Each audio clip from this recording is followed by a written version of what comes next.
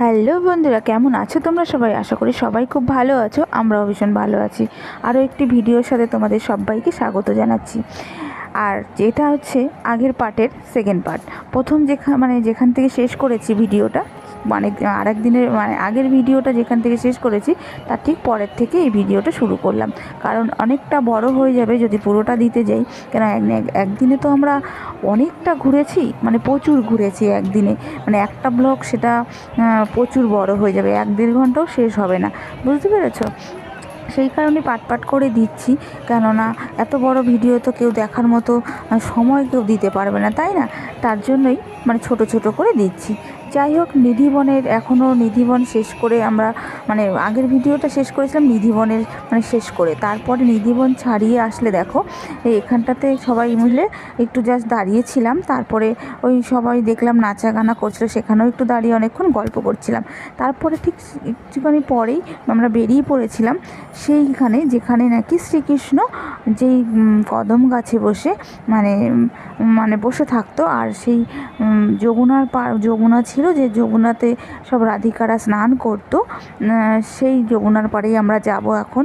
আর এখানে দাঁড়িয়ে আছি ঠিক আমরা সেই কদম্ব গাছের তলায়। সেই গাছটাই তোমাদের দেখাবো। আমিও দেখলাম, এটা কি বলো তো, আমার মনে হলো কদম গাছটা যে অরিজিনাল কদম গাছটা ছিল সেটা হয়তো বা নেই, পরে বা পলকি বেরিয়ে বা নতুন ডালপালা বেরিয়েছে, সেটা হয়তো আছে, আমার সেটাই মনে হলো। যাই হোক, তোমাদেরও দেখাচ্ছি, তোমরাও দেখে বলবে গাছটা এখনকার না আগেকার। আমার মনে হলো এতদিনের গাছ এরকম হতে পারে না, এটা এখন নতুনই। দেখো সুন্দর, গাছটা পুরনো যে অনেক পুরনো তেমনটা হবে না, কেননা দেখে মনে হচ্ছে যে এই গাছটা ওই গাছেরই হয়তো বেরিয়েছে। যাই হোক, জানি না, হয়তো হতেও পারে, আবার বলাও তো যায় না, কেননা ধর্মস্থানের জিনিস কিন্তু অনেক দিন বেঁচে থাকে বা স্মৃতি হয়েও থাকে তার যত্নে বা তার ভালোবাসায়, ভক্তদের ভক্তিতে। যাই হোক, চলো সামনে এগোচ্ছি। সেটা হচ্ছে সেই যমুনা, যেই যমুনায় রাধারানীরা স্নান করতো সখীদের নিয়ে। আর এটাই হচ্ছে সেই কদম গাছ, যেই কদম গাছে সখীদের জামা কাপড় নিয়ে বসেছিল শ্রীকৃষ্ণ। চলো সামনে যাই, আমরাও উপভোগ করব। আর এইটা হচ্ছে সেই যমুনা যেখানে এখন আমরা নৌকায় একটুখানি চড়বো। চলো সঙ্গে থাকো, দেখতে থাকো, আশা করি তোমাদের ভিডিওটা ভালো লাগবে।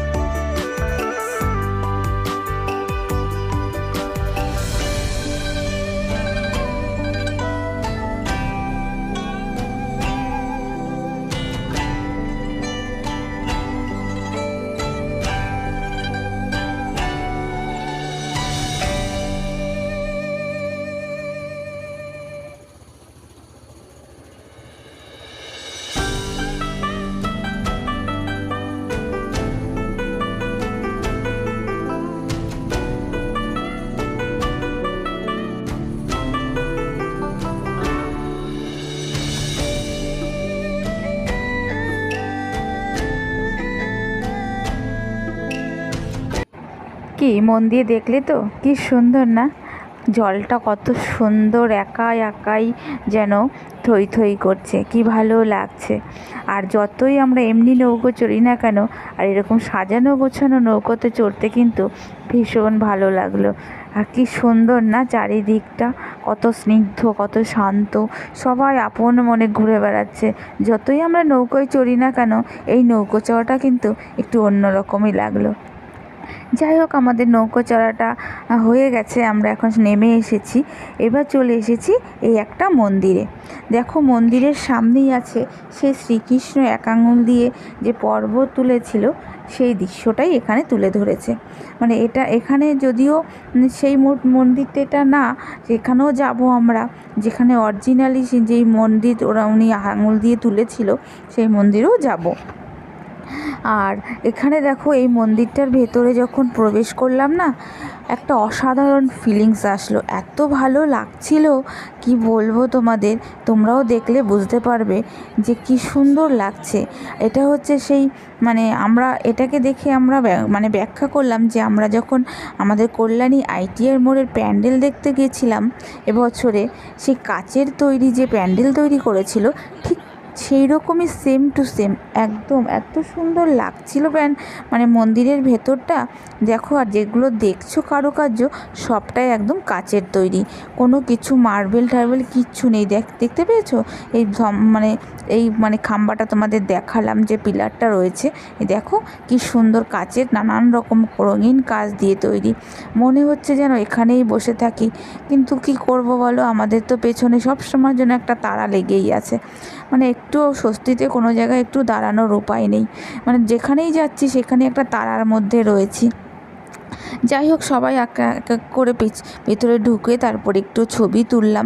এখানে ছবি তোলা বারণ ছিল না, তাই একটু ছবি তুলতে পারলাম। আর এই এত সুন্দর মন্দিরটাকে স্মৃতি করে ক্যামেরাবন্দি করে নিয়ে যেতে পারলাম। এত ভালো লাগছিল ভেতরটায় ঢুকে, আর কোনো রকম আওয়াজ হচ্ছিল না, সবাই যেন আস্তে আস্তে কথা বলছিল। তারপরে কি বলতো, কাচের ঘরে কখনো কথা রিফ্লেকশন হয় না, এইটাই হচ্ছে একটা বড় ব্যাপার। সেই কারণে কথা কিন্তু খুব যার কথা তার কাছেই রয়েছে, ছিল, তাই কারণে আর অতটা আওয়াজ আসছিল না। আর ওপরটা দেখো এত সুন্দর কারুকার্য করেছে, আর এই ঘরটা পুরো দোতলার মতো। দেখো, আগের যেরকম ঘরদোর ছিল না, সেই মাঝখানে ফাঁকা উঠোনের মতো, দুপাশ দিয়ে সব চারিদিক দিয়ে ঘর, ঠিক ওই রকম টাইপের। যাই হোক, ওখান থেকেও বেরিয়ে এসে চলে এসেছি আরেকটি মন্দিরে, সেটা এখানকার যে নামকরা মন্দির লোটাস টেম্পল, সেখানে এসেও অভূতপূর্ব একটা জিনিস দেখলাম, যে সিমেন্ট বালি দিয়ে এত বড় একটা পদ্ম ফুল বানিয়েছে, দেখে চোখটা সার্থক হলো। দেখো, মানুষ কি বলো তো, একটাই সমস্যা ছিল, সেটা হচ্ছে প্রচুর পরিমাণে রৌদ্র আর গরম। আর এখানে একটা ভালো জিনিস দেখলাম, সেটা হচ্ছে এই সানের উপরে দেখো চট পেতে দেওয়া আছে, যাতে লোক চলতে পারে, যাতে গরমটা না লাগে। আবার এমন জায়গাও দেখেছি চটের উপরে জল ঢেলে রেখেছে, যাতে এইসব আমাদের তীর্থযাত্রীদের যাতে কখনো অসুবিধে না হয়। কিছু জায়গায় আছে কিছুই ছিল না, আবার কিছু জায়গায় আছে এসব মন্দিরগুলোতে কিন্তু এই চট পাতা ছিল লম্বা করে, সেগুলো আবার জল দিয়ে ভেজানো ছিল। যেখানে গেছিলাম যেখানে ছিল না, সেটা হচ্ছে তাজমহলে গিয়ে বীভৎস গরম, এত গরম আর এত রোদ্দুরের তাপ ছিল, সেটা কি বলবো। যাই হোক, চলো মন্দিরের ভেতরে যাই। আর মন্দিরের ভেতরটা কিন্তু ভীষণ সুন্দর। আমরা ছোটোবেলায় যে শ্রীকৃষ্ণের যে কৃষ্ণ দেখতাম না, সেই ছোটোবেলা থেকে যেহেতু বড় হওয়াটা পুরোটাই এই মন্দিরের গুহার ভেতরে সুন্দর করে ফুটিয়ে তুলেছে। ছোট্ট পাথর দিয়েই এরকম মূর্তি বানিয়েছে। যেখানে ছিল কংসবধের প্রথমে কংসবধ ছিল না, বকাসুর বধ ছিল। তারপরে যেই ব্যাপারগুলো আমরা দেখেছি ছোটোবেলা থেকে, শ্রীকৃষ্ণের ননি খাওয়া, জন্ম হওয়া, মায়ের কোল থেকে ওর বাবা অর্জুন আর পিতা যখন নিয়ে গেল দেবকীর ঘরে, এইরকম সমস্ত কিছু জিনিস আছে, যেগুলোকে এই পাথরের মধ্যে ফুটিয়ে তুলেছে। আর সবটাই কিন্তু পুরো পাথর দিয়ে তৈরি করা, ভীষণ সুন্দর। তোমরা সঙ্গে থাকো আর দেখো, খুব ভালো লাগবে।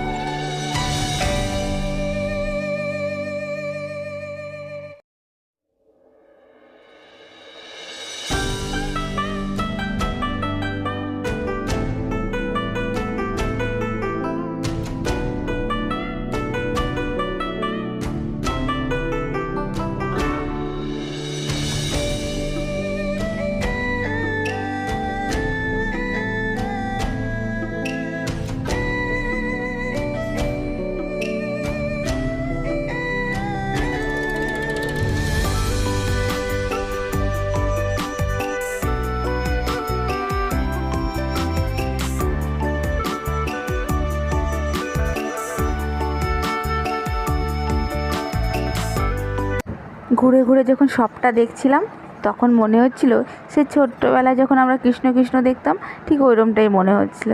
যাই হোক সমস্তটা ঘুরে লাস্টে দেখো রাধা কৃষ্ণের মূর্তিটা লাস্টে দিয়েছে সবার শেষে। এত সুন্দর লাগছিল, ভীষণ ভালো লেগেছে। আর পুরোটাই ছিল একটা গুহার মধ্যে, গুহার দেওয়ালে এগুলো আঁকা ছিল।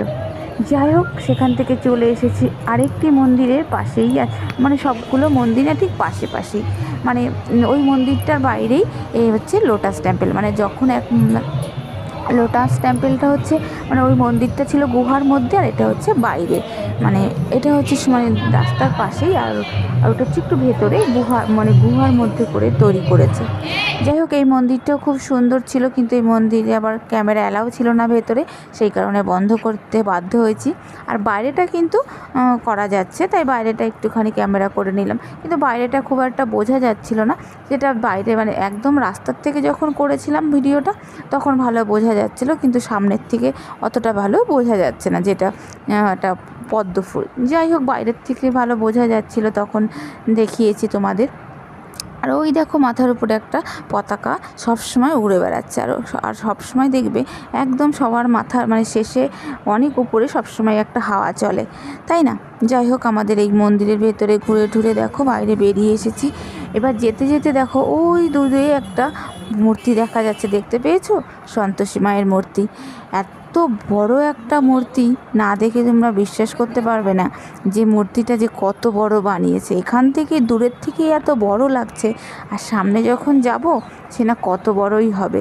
যাই হোক চলে এসেছি আরেকটি মন্দিরে। ওখান থেকে বেরিয়ে যখন এখান দিয়ে যাচ্ছিলাম ফুচকাগুলো দেখে মনে হচ্ছিলো একটু খাই, কিন্তু ওই যে ইচ্ছে করে না সব জায়গায় খেতে, বিশেষ করে ফুচকাটা সব জায়গায় খেতে ভালো লাগে না, তাই আর বায়না করলাম না।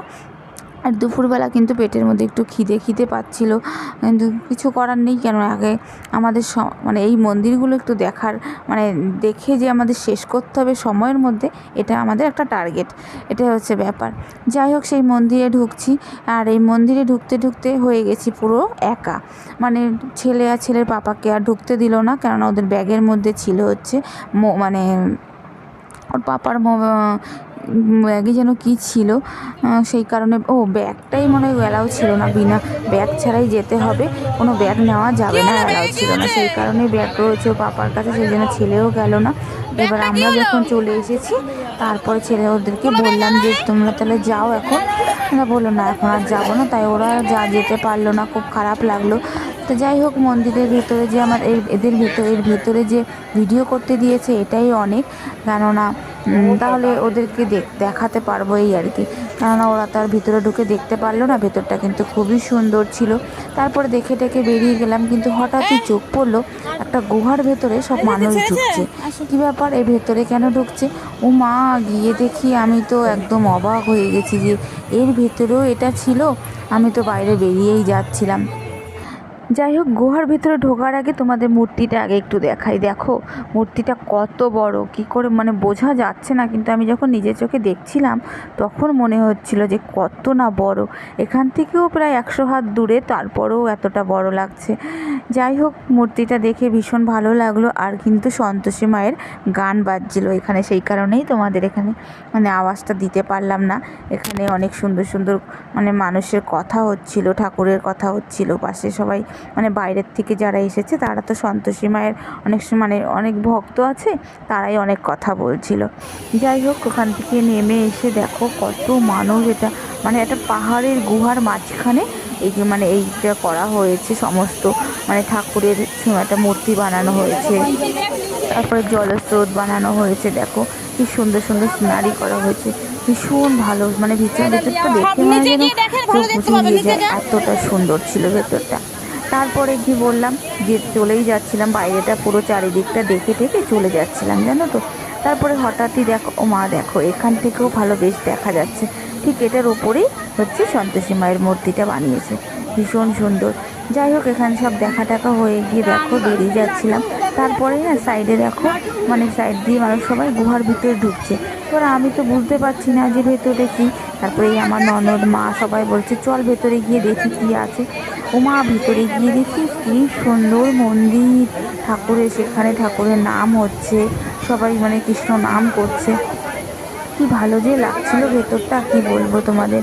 মানে সত্যি বলতে এখানে না গেলে অনেক কিছুই মিস করতাম, মানে না দেখার মানে কষ্ট হয়েছে এটা ঠিক, যে এখানে আসতে খুব কষ্ট হয়েছে। আর এখানে এই সময় ভীষণ গরম, এই গরমের সময় আমাদের আসাটা একদমই উচিত হয়নি, কিন্তু ওই যে বলে না মানুষ না ঠেকলে মানে ঠকলে পরে সেটা তো আর কেউ বুঝতে পারে না যে এখানে এই বনে এই বাঘ আছে। যাই হোক, তার জন্যই আমরা মানে বুঝতে পারিনি যে এখানে এত গরম হবে, এত কষ্ট হবে। যাই হোক, ঠাকুরের মন্দিরটায় যখন ঢুকছি তারপরে ওই ঘন্টাটা একটুখানি মানে হাত দিয়ে বাজিয়ে তারপরে ঢুকলাম। ভেতরটায় দেখো এত সুন্দর লাগছিল, কি বলবো তোমায়। তোমরা একটু দেখো মন দিয়ে, আমি সঙ্গে থাকো, ভালো লাগবে।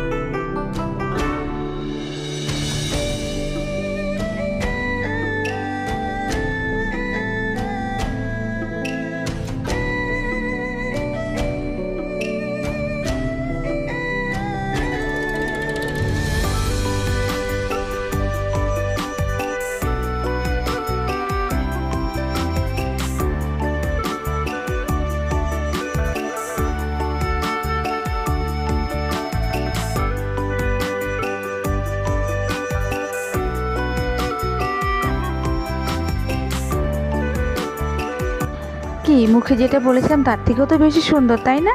হ্যাঁ, ঠিকই বলেছো, আমি মুখে যেটা বলেছিলাম তার থেকেও বেশি সুন্দর ভেতরটা। এত সুন্দর লাইটিং দিয়ে এত সুন্দর মূর্তি বানানো, ভীষণ সুন্দর, দেখে যেন চোখ দুটো জুড়িয়ে যায়। চলো, আজকের মতো ভিডিওটা এই পর্যন্তই থাক, না হলে অনেকটা বড় হয়ে যাবে। চলো, দেখা হচ্ছে নতুন এই ভিডিওর সাথে খুব শিগগিরই। সবাই খুব ভালো থেকো, সুস্থ থেকো। আর যারা আমার চ্যানেলে নতুন বন্ধু, অবশ্যই চ্যানেলটিকে সাবস্ক্রাইব করতে ভুলো না। দেখা হচ্ছে নতুন ভিডিওর সাথে, আজকের মতো টাটা।